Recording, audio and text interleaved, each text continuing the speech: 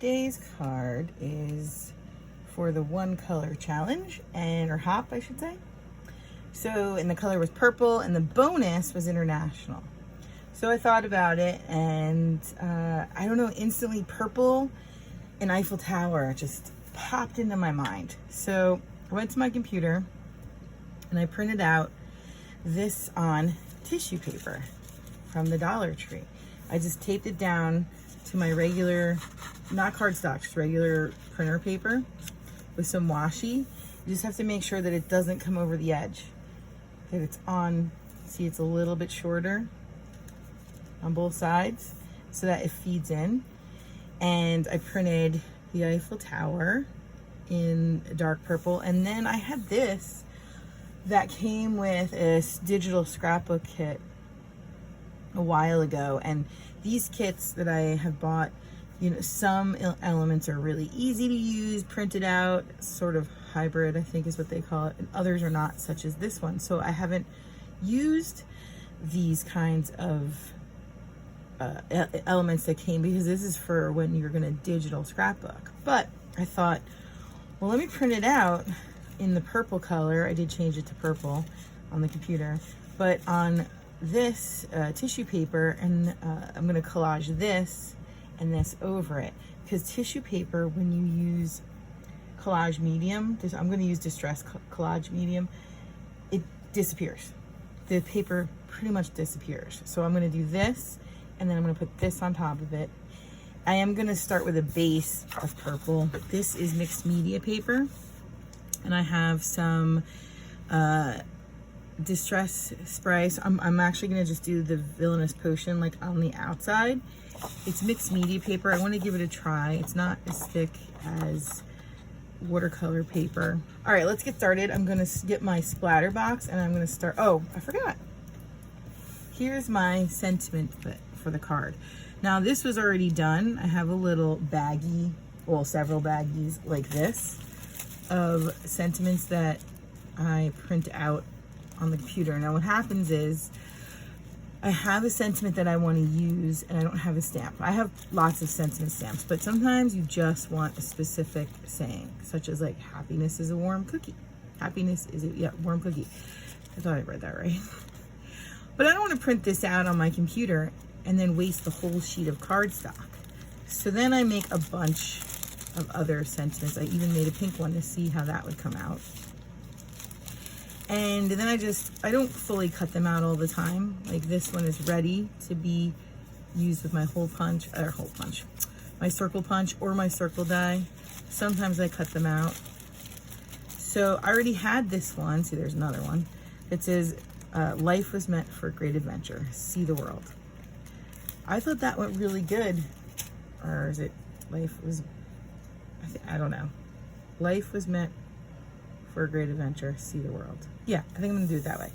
But I thought this went really good with the theme. So I'm gonna use this. I'm gonna put it over here so it doesn't get purple. All right, so let's get started. I'm gonna color this one with my splat box.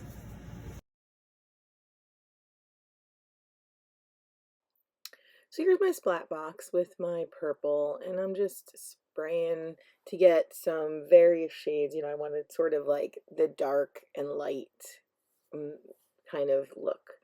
So I just sprayed it with a bunch of water. Remember, this is mixed media paper, not watercolor paper. So I was really curious on how it was going to hold up. It immediately curled as soon as I sprayed water. So I thought, uh-oh. But if it had stayed curled, I would have been able to fix it. But as it dried, it actually flattened out beautifully. Like it didn't have any curl to it at all.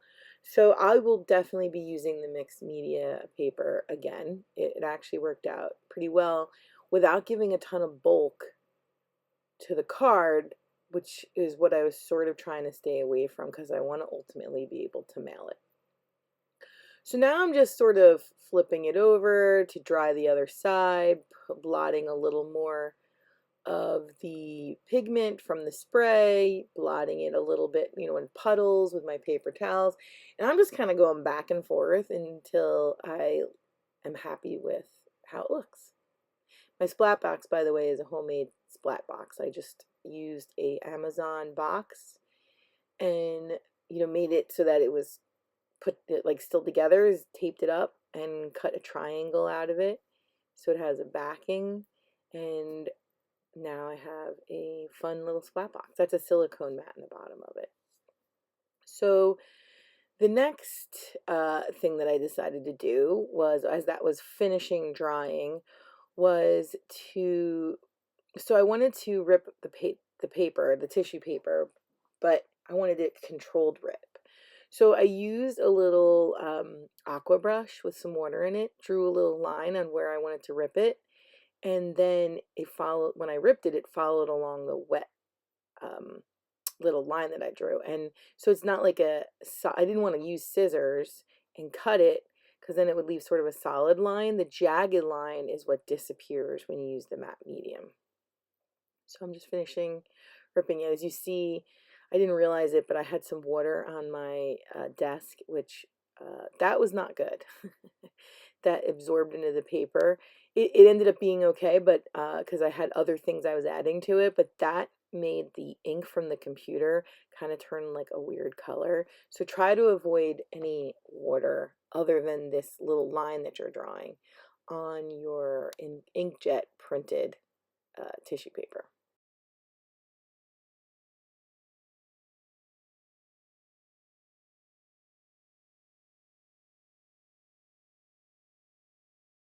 Now that my paper is all dry, I am now going to put on this first layer of texture, which is the sort of what I had printed out, that background that I had bought that I turned purple. See how there's like a blot that the water kind of made the inkjet ink run, but it's okay because I end up covering it. But just know that water is not your friend when it comes to inkjet ink. So I got my collage medium and my brush that I actually got at the Dollar Tree. I love this brush.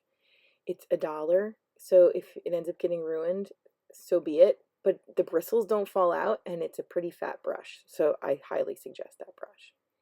So I first put the collage medium on the paper. See, it curled again a little bit, but every time it dries, it flattens out.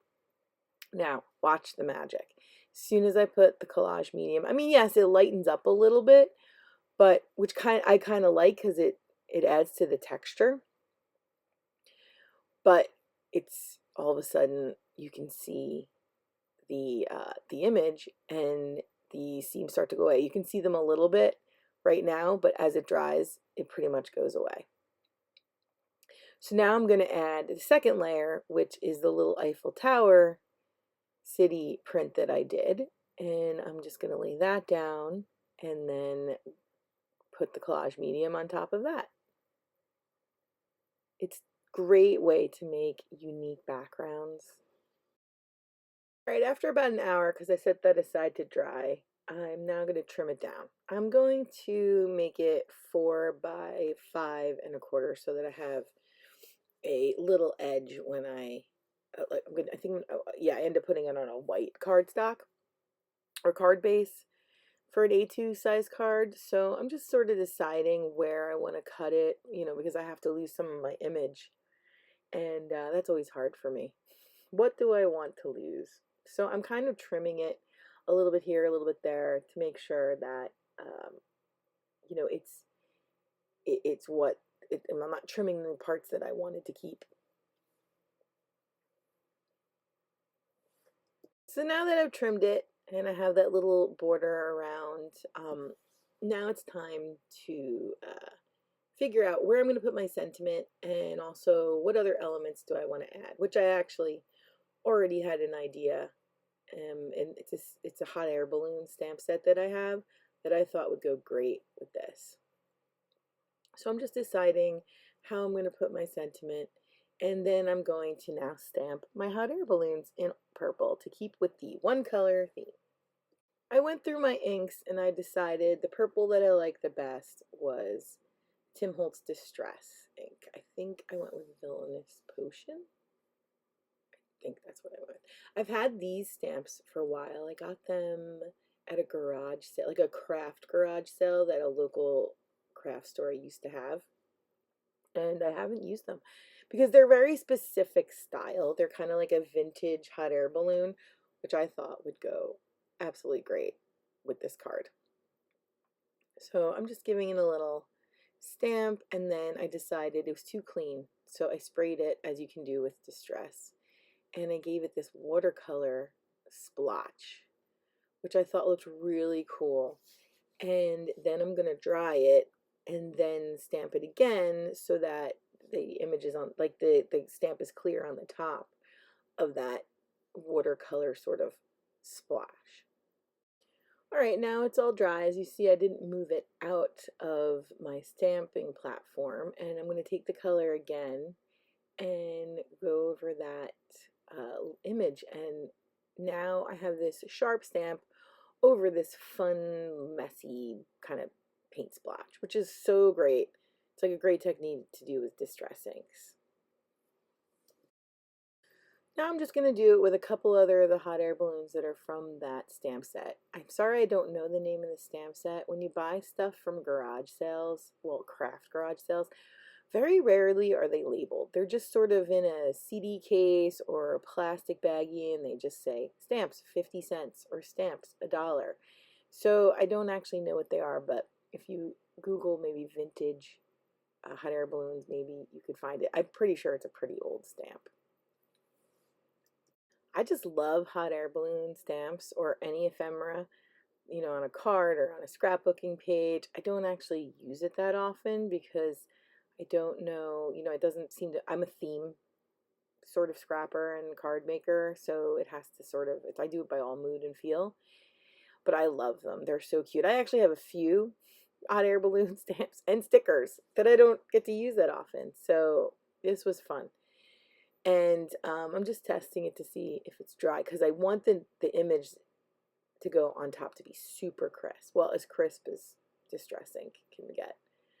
So I love that. I think it's so cool. It was so easy. You know, you didn't have to overthink how you're going to watercolor it.